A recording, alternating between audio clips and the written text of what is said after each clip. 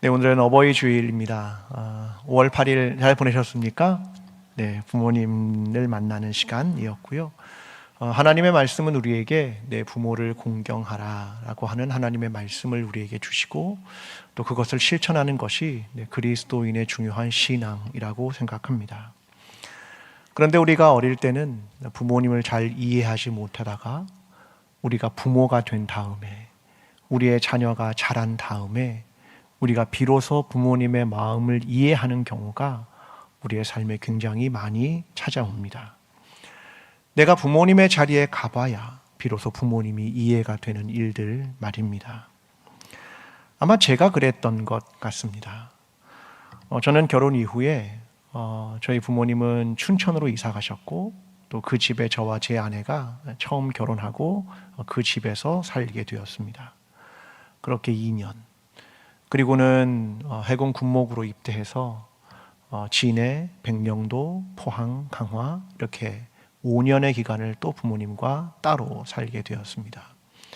그리고는 바로 유학을 떠나서 미국에서 5년을 살았고 또 한국에 들어온 이후에도 광주로 또 와서 벌써 10년째입니다. 굉장히 부모님과 함께 있던 시간이 굉장히 부족하구나라는 생각을 하면서 늘 죄송스러운 마음이 제 마음속에 있습니다.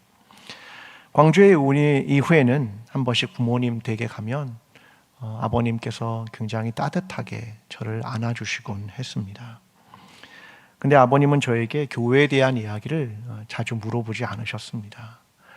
사실은 되게 궁금하셨겠죠. 아들이 어떻게 목회하고 있는지, 뭐 힘든 건 없는지 그런 걸 자주 알고 싶었겠지만 자세히 묻지 않으셨습니다.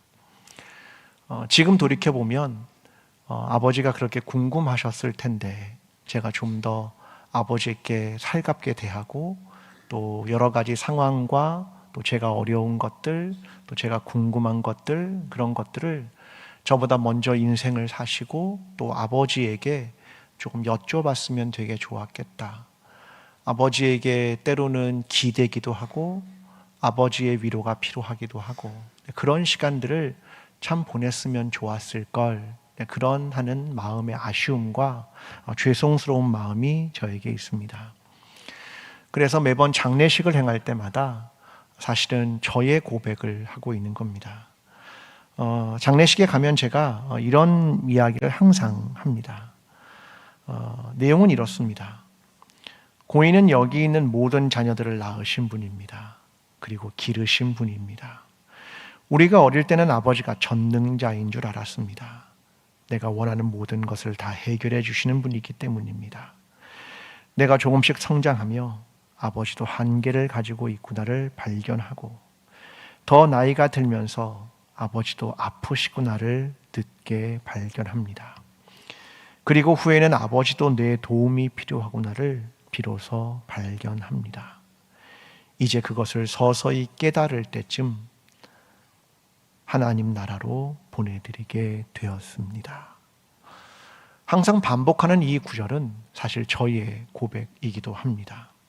저의 부끄러운 고백.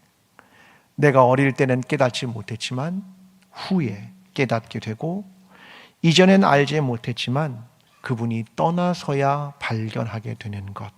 그게 저의 어리석음이었다라는 생각을 참 많이 하게 됩니다. 여러분이 보는 이 몇 주째 보고 있는 그림은 사실 탕자의 귀가라고 하는 그림입니다. 그러니까 아버지와 아들 둘이 얼굴을 마주 대하는 그림입니다. 사실 오늘 본문에 나오는 이야기는 엠마오로 가는 두 제자의 이야기인데 그들이 주님이 떠나고 나서야 주님을 역시 알아보지 못한 이야기를 담고 있습니다. 그리고 비로소 부활하신 주님을 알게 되는 그 이야기가 오늘 본문의 이야기입니다. 오늘 본문을 자세히 말하면 이런 본문이죠. 예수님께서 십자가에 죽으신 이후에 두 제자가 엠마오로 길을 떠납니다. 그들의 발걸음은 대단히 무겁습니다. 상실, 또 미래 없음, 이런 무거운 발걸음으로 둘이 길을 가며 예수의 일에 대한 이야기를 서로 나눴습니다.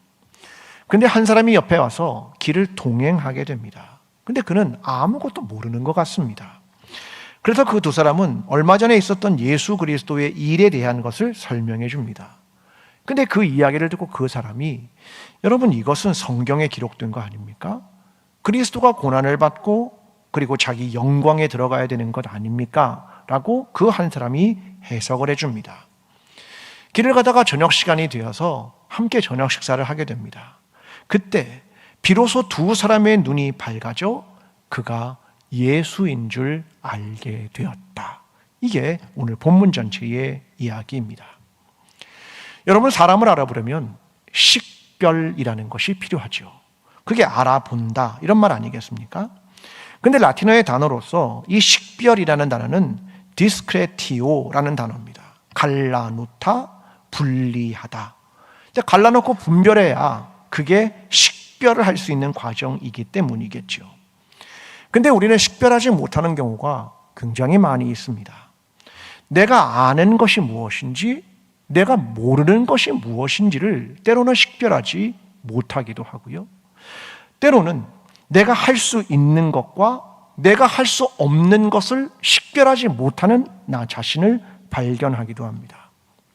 엠마오로 가는 두 제자는 예수님을 그렇게 오래 봤는데도 예수님을 보고 식별하지 못했습니다. 성경을 그렇게 알았고 예수님이 3번이나 고난을 받고 십자가를 지고 부활할 것을 말씀하셨지만 주의 말씀을 기억하지 못했습니다. 심지어는 지금 눈앞에 있습니다. 그런데도 그가 예수님인 줄 식별하지 못했다. 그 이야기를 하고 있는 겁니다. 우리는 우리의 잘못과 우리의 무지와 우리의 부끄러움과 우리의 연약함과 우리의 한계를 식별하고 있습니까? 우리는 예수 그리스도를 보면서 매주 예배를 드리면서 예수 그리스도가 누구인지, 하나님의 거룩한 소명이 무엇인지, 하나님의 뜻이 무엇인지 식별할 수 있습니까? 이것을 깨닫는 것이 진정한 지혜일 것입니다. 오늘 그 이야기를 여러분과 함께 나누도록 하겠습니다. 먼저 예수님의 두 제자가 예루살렘을 떠나 엠마오로 가는 길에서 일어난 일입니다. 15절과 16절입니다. 그들이 서로 가까이 서로 이야기하며 문의할 때에 예수께서 가까이 이르러 그들과 동행하시나 그들의 눈이 가려져서 그인 줄 알아보지 못하거늘. 그들이 눈이 가려져 알아보지 못했다. 그 이야기를 우리에게 들려줍니다. 성경에서 눈이 가려져서 알아보지 못한 사건을 대표하는 것은 발람 선지자의 이야기입니다. 자, 민수기 22장 23절은 이렇게 기록을 합니다. 나귀가 여호와의 사자를 칼을 빼어 손에 들고 길에 선 것을 보고 길에서 벗어나 밭으로 들어간지라. 발람이 나귀를 길로 돌이키려고 채찍질하니. 자, 발람이 나귀를 타고 가는데 이 나귀가 길에서 벗어나 밭으로 들어가는 겁니다. 나귀가 뭘 봤기 때문입니까? 손에 칼을 든 여호와의 사자를 봤기 때문에 나귀가 길에서 벗어나 밭으로 들어갔다라고 하는 이야기입니다. 근데 말을 안 들으니까 채찍을 든 거죠. 근데 민수기 22장 31절 이렇게 말합니다. 그때 여호와께서 발람의 눈을 밝히시매 여호와의 사자가 손에 칼을 빼들고 길에 선 것을 그가 보고 머리를 숙이고 엎드리니. 발람 선지자가 드디어 봤습니다. 누구를요? 여호와의 사자를. 손에 칼을 들고는 여호와의 사자를 봤습니다. 이상한 얘기입니다. 여러분, 여호와의 사자를 누가 보는 게 맞습니까? 여호와의 선지자가 보는 게 맞습니까? 나귀가 보는 게 맞습니까? 정신을 집중해서. 여호와의 사자를 여호와의 선지자가 눈으로 보는 게 맞습니까? 나귀가 보는 게 맞습니까? 여호와의 선지자가 봐야지요. 아니, 여호와의 선지자 아닙니까? 그런데 누가 봤습니까? 나귀가. 이상한 얘기입니다. 여호와의 선지자는 못 봤다, 그런 얘기를 하고 있는 겁니다. 엠마오로 가는 두 제자가 예수님을 알아보지 못했다. 이상하지 않습니까? 아니, 3년 반이나 봤는데 눈앞에 있는데 못 알아봤다, 그 얘기를 하고 있는 겁니다. 이상한 얘기입니다. 자, 오늘 누가복음의 이야기는 이런 얘기를 계속해서 반복합니다. 아니, 복음서는 끊임없이 반복합니다. 제자들의 이야기를. 누가복음 24장 23절 이렇게 말합니다. 그의 시체는 보지 못하고 와서 누가? 제자들이 그가 살아나셨다는 천사들의 나타남을 보았다 합니다. 여러분, 예수 그리스도의 부활을 제자들이 못 봤다, 그런 얘기를 하고 있는 겁니다. 지금 예수의 십체도 보지 못했다, 그 얘기를 하고 있는 겁니다. 24절에 이렇게 말합니다. 또 우리가 함께한 자 중에 두어 사람이 무덤에 가 과연 여자들이 말한 바와 같음을 보았으나 예수는 보지 못하였느니라 하거늘. 시체가 없어진 상황을, 그 여자들의 이야기를 봤다. 그런데 누굴 못 봤다? 예수는 보지 못했다. 예수님의 제자들과 여자들이 있습니다. 누가 예수 그리스도의 부활을 봐야 됩니까? 본다면 예수님의 제자들이 봐야 되는 거죠. 그런데 제자들은 못 보고 여자들은 봤다. 이상하지 않습니까? 주님의 제자들에게 3번이나 말했습니다. 내가 고난을 받고 십자가에 죽고 부활할 거야. 그런데 그들은 듣지 않았고 믿지 않았고 이후에 그것을 깨닫지 못했다. 이게 제자들의 상황입니다. 전 이런 생각을 합니다. 여러분, 빛이 빛을 가리기도 합니다. 작은 빛이 큰 빛을 가리기도 합니다. 아침에 태양이 솟아오릅니다. 큰 빛이 솟아오릅니다. 그런데 어떤 사람이 가로등 아래에 있습니다. 작은 빛 아래에. 그 작은 빛 때문에 큰 빛이 떠오르는 것을 인식하지 못하는 순간이 생기는 겁니다. 빛이 빛을 가린다. 우리는 예수 그리스도를 안다고 생각합니다. 목사님, 제가 예수를 믿은 지 50년이 넘었습니다. 그럼 예수를 아셔야죠. 내가 교회에서 목사의 직분을 가지고 내가 신학을 공부했습니다. 그러면 아는 겁니까? 빛이 빛을 가린다. 여러분, 우리는 예수 그리스도가 누군지를 못 보게 되는 경우가 생깁니다. 누가요? 제자들도 예수를 알아보지 못했다. 그 얘기를 우리에게 끊임없이 들려주는 겁니다. 너는 예수 그리스도를 알아보고 있느냐? 혹시 네가 가지고 있고 네가 믿고 있는 그것이 예수 그리스도가 정말로 누구인지를 가리고 있는 거 아니냐? 이걸 들려주고 있는 겁니다. 저는 거기에는 2가지 이유가 있다고 생각합니다. 첫 번째, 14절. 이 모든 된 일을 서로 이야기하더라. 두 사람이 서로 이야기합니다. 이 모든 된 무엇을? 일을. 그건 그냥 하나의 사건입니다. 신문에서 보듯이 하나의 사건을 보는 거하고 똑같지요. 어떤 사람은 교회에 와서 일을 합니다. 예수 그리스도가 보이십니까? 일하러 오셨습니까? 여러분, 우리가 예수를 못 보는 이유는 뭐냐면 일을 하기 때문이고 이걸 하나의 사건으로 보기 때문입니다. 그래서 그들은 19절에 이렇게 말합니다. 그는 하나님과 모든 백성 앞에 말과 일에 능하신 선지자이거늘. 그가 주님이 아니라 선지자로 봤다라고 하는 것을 의미하는 거죠. 또 하나, 37절에 이렇게 말합니다. 그들이 놀라고 무서워요. 그 보는 것을 영으로 생각하는지라. 예수 그리스도는 실제입니다. 그런데 영으로 생각한다. 그래서 예수 그리스도가 누군지를 못 보는 겁니다. 그냥 허무맹랑한 이야기, 상상과 이상, 이렇게 이해하기 때문입니다. 이게 우리가 예수 그리스도가 누군지를 못 보게 하는 겁니다. 어떤 사람은 하나의 사건처럼, 어떤 사람은 그냥 영인 것처럼 이해하기 때문입니다. 부활은 실제입니다. 그분과의 만남이 없으면 볼 수 없다, 이런 겁니다. 저는 이런 생각을 했습니다. 예수를 못 본다는 것, 이건 어떤 걸까? 예수님은 나로 말하면 타자 아닙니까? 내가 아니니까 타자죠. 타자를 알아보지 못했다.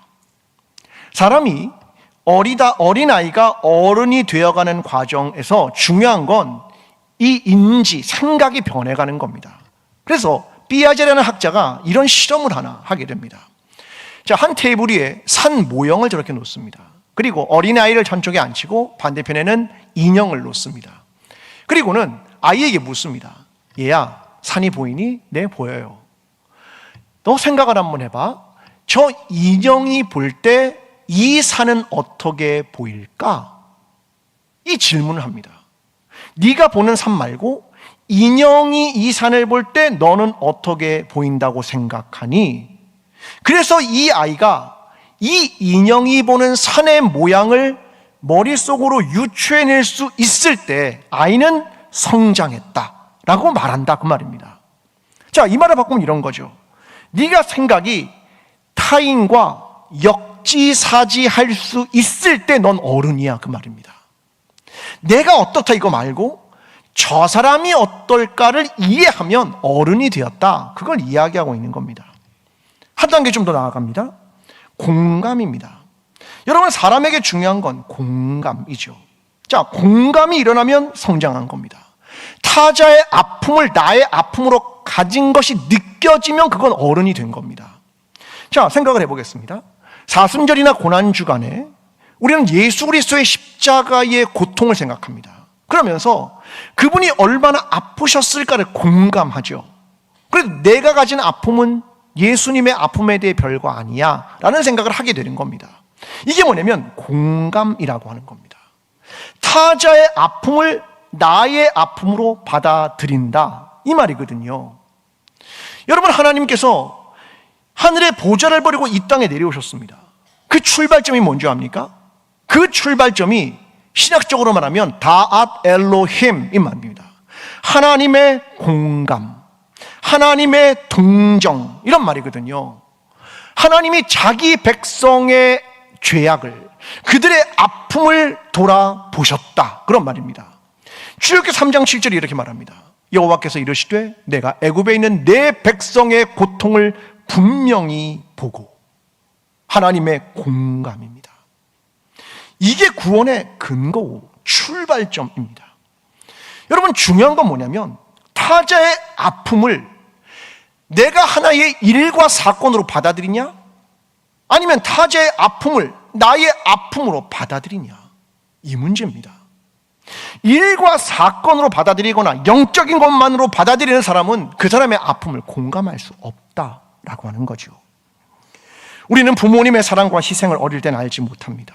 그런데 내가 부모가 돼서 그 타자의 자리에 들어가 보니 그게 얼마나 힘든 일이고 아픈 것을 느끼게 된다라고 하는 겁니다. 여러분, 신앙이란 여기서 출발하는 겁니다. 우리가 부모님의 사랑을 알아볼 수 있을 때, 우리의 자녀의 사랑을 알아볼 수 있을 때, 우리의 지체의 사랑을 알아볼 수 있을 때, 우리의 이웃의 사랑을 알아볼 수 있을 때 우리는 비로소 예수 그리스도를 보게 되는 겁니다. 오늘 저와 여러분의 신앙이 타자의 아픔을 공감하며 예수 그리스도를 알아보며 우리 지체들과 우리의 가족과 이웃과 그 사람들의 아픔을 함께 공감하며 예수 그리스도를 알아보게 되는 저와 여러분의 신앙이 되기를 간절히 기도합니다. 여러분, 엠마오로 가는 두 제자가 주님을 알아봤습니다. 그리고 나서 30절과 31절입니다. 그들과 함께 잡수실 때에 떡을 가지사 축사하시고 떼어 그들에게 주시니 그들의 눈이 밝아져 그인 줄 알아보더니 예수는 그들에게 보이지 아니하시느니라. 예수님을 알아본 장소가 어디입니까? 식탁입니다. 함께 식사하는 그곳에서 주님을 알아봅니다. 식사란 유대인에게 굉장히 종교적이고 신앙적인 것입니다. 그들은 은혜와 자비, 음식과 생명을 주신 하나님께 감사하는 시간입니다. 여러분, 식사 전에 기도하십니까? 기도하시죠? 그게 유대인의 기도로부터 출발한 겁니다. 하나님의 은혜와 자비와 음식과 생명을 주신 감사. 그때 그 음식은 하나님의 선물, 새로운 의미를 띠게 된다, 그것입니다. 그런데 그 식탁에서 일이 벌어집니다. 주님은 성만찬도 그렇고 함께 식사하는 자리에 중요한 4가지의 동사를 사용합니다. 오늘 본문에도 그대로 사용하고 있습니다. 자, 4가지 동사는 이겁니다. 떡을 가지사 축사하시고 떼어 나누어 주셨다. 이게 성만찬을 할 때도 똑같은 동사 4개가 중요하고요, 주님의 마지막 식사 때도 그랬고 오늘 본문에도 똑같이 이루어집니다. 어떤 학자들은 그래서 그렇게 말합니다. 이 4가지 행동의 반복을 보고 주님을 알았다, 이렇게 말하는 학자들도 있습니다. 어쨌든 그들은 식탁에서 눈이 열립니다. 주님을 보지요. 함께 주님과 식사를 하게 됩니다. 근데 주님이 마태복음 26장 29절에서 이렇게 말씀하신 적이 있었습니다. 그러나 너희에게 이르노니 내가 포도나무에서 난 것을 이제부터 내 아버지의 나라에서 새 것으로 너희와 함께 마시는 날까지 마시지 아니하리라 하시니라. 아니, 주님이 같이 이 포도나무에 난 포도주를 마시지 않겠다. 언제까지? 하나님 나라에 갈 때까지. 근데 오늘 엠마오로 가는 두 제자와 함께 갈 때 포도주를 마셨을까요? 안 마셨을까요? 유대인들의 식사는 포도주가 기본입니다. 기본. 아마 마셨겠지요. 여러분, 이 의미는 뭐냐면 이제 하나님의 나라가 시작되었다, 그런 말입니다. 그들의 눈이 밝아져 영원한 하나님의 나라를 맛보기 시작했다라고 하는 엄청난 식탁에서의 이야기를 하시는 겁니다. 사람들은 성공이라는 걸 바라죠. 이걸 다른 말로 번영, 이렇게 설명합니다. 사람들은 마치 피라미드의 꼭지점에 올라가고 싶은 성공을 하려고 합니다. 그러면 그때 그 꼭지점까지 올라가기 위해서 어떻게 해야 되냐면 얼굴에 가면을 써야 됩니다. 나를 포장도 하고 더 나은 모습을 보이기도 하고 남들 앞에 굽신거리기도 하고, 그렇게 해서 거기까지 올라가는 겁니다. 그리고 끝없이 아랫사람을 밟고 경쟁하고, 그래서 거기까지 올라오는 겁니다. 그 최종 꼭대기에 올라가면 뭐가 기다리고 있을 거라고 생각하십니까? 전 이렇습니다. 외로운 식탁. 혼자 화려한 것 같은데 아무도 없는 외로운 식탁을 경험할 거라고 생각합니다. 어릴 때 읽었던 꽃들에게 희망을 이라는 책을 아마 기억하실 겁니다. 애벌레들의 이야기죠. 애벌레가 저 성공이라는 꼭지점을 향해 끊임없이 올라갑니다. 누군가를 밟고 누군가를 경쟁하고 올라갑니다. 저 끝에 무엇이 있을 거야. 그래서 꼭지점까지 올라가 보니까 아무것도 없습니다. 그리고 꼭지점에 올라간 애벌레는 아래로 추락한다. 저 동화가 보여주는 이야기 아닙니까? 여러분, 이것이 우리가 생각하는 성공이라고 하는 거라는 겁니다. 그런데 성경은 또 하나의 개념을 설명합니다. 번성입니다. 창세기 1장 22절이 이렇게 말합니다. 하나님이 그들에게 복을 주시며 이르시되 생육하고 번성하여 여러 바닷물에 충만하라, 새들도 땅에 번성하라 하시니라.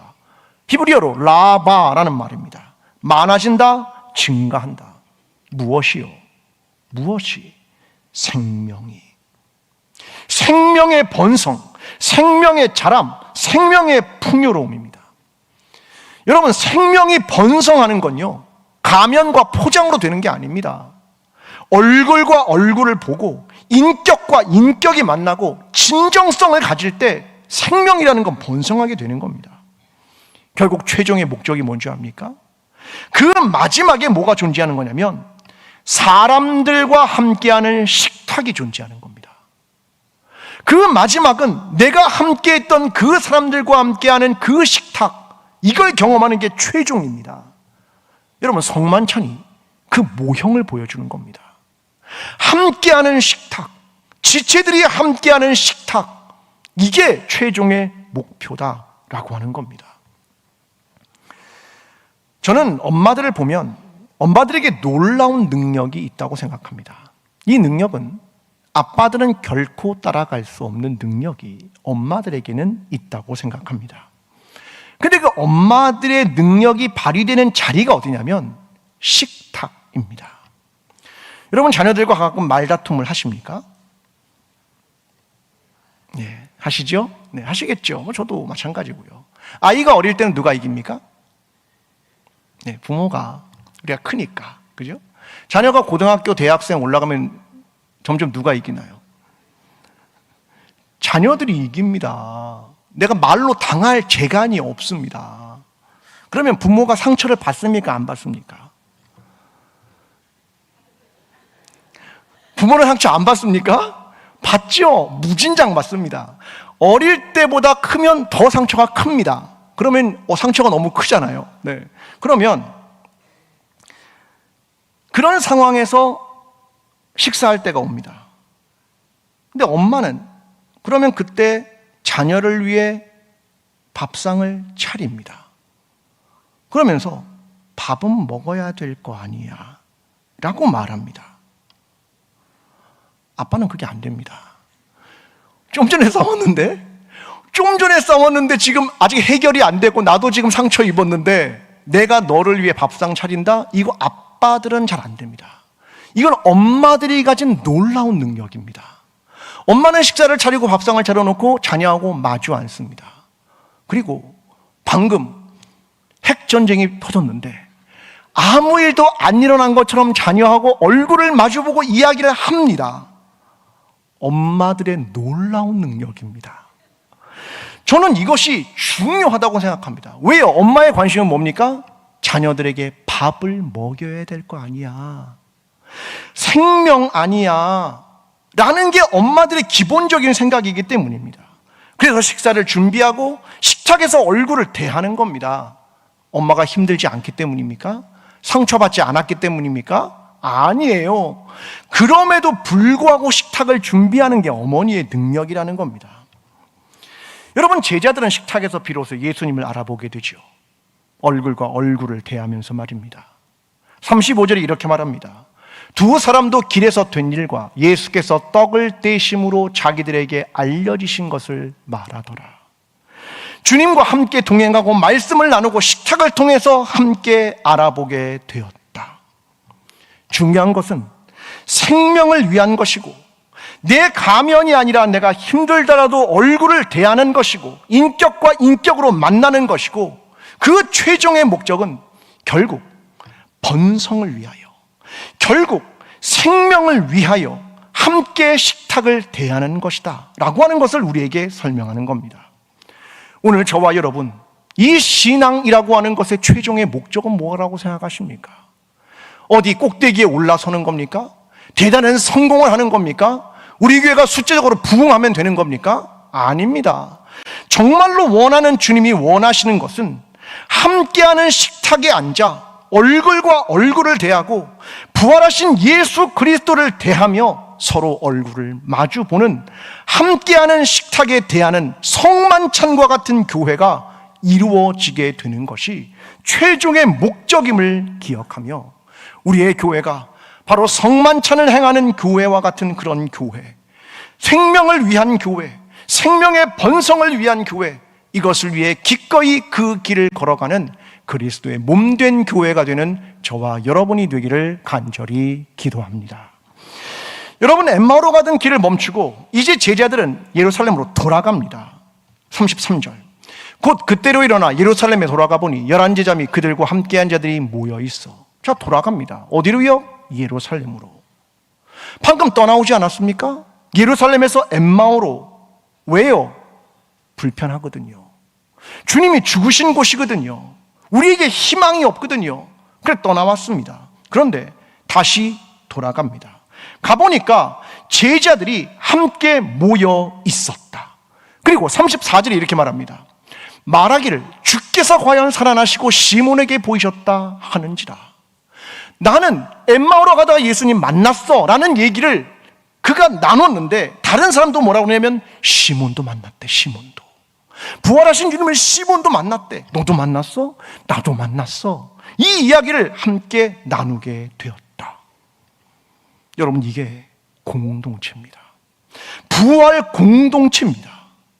예수 그리스도가 부활했다는 소식을 자기의 삶에서 경험한 사람들이 이걸 고백하고 함께 대화하며 나누는 이것이 부활의 공동체입니다. 사실 엠마오로 가는 길, 그것은 회피입니다. 고통의 상황에 마주하기 싫어서 떠난 거죠. 그 자리가 예수님이 십자가에 죽은 자리이고 다시 보고 싶지 않은 자리이고 더 이상의 희망도 없는 자리인데 그들은 돌아갑니다. 여러분, 이게 어마어마한 일입니다. 다시 돌아간다. 다시 돌아가 원하지 않는 그곳이지만 거기서 부활의 주님을 나눈다. 우리는 이전과 다른 새로운 부활의 공동체가 된다. 이것이 그들이 가지고 있던 신앙이었습니다. 여러분, 얼마 전에 비버크 머시라고 하는 미국 의무총감이 하나의 발표를 했습니다. 외로움에 대한 발표입니다. 외로움이 얼마나 큰 질병과 같은 것인가를 발표했죠. 여러분, 외로우면 조기 사망 가능성이 26에서 29% 늘어난답니다. 외로우면. 그뿐이 아니라 심장병과 뇌졸중 위험이 29%에서 32%까지 커졌습니다. 불안감, 우울증, 치매, 아니 바이러스 감염이나 호흡기 질환보다 더 안 좋은 게 뭐냐? 외로움이랍니다.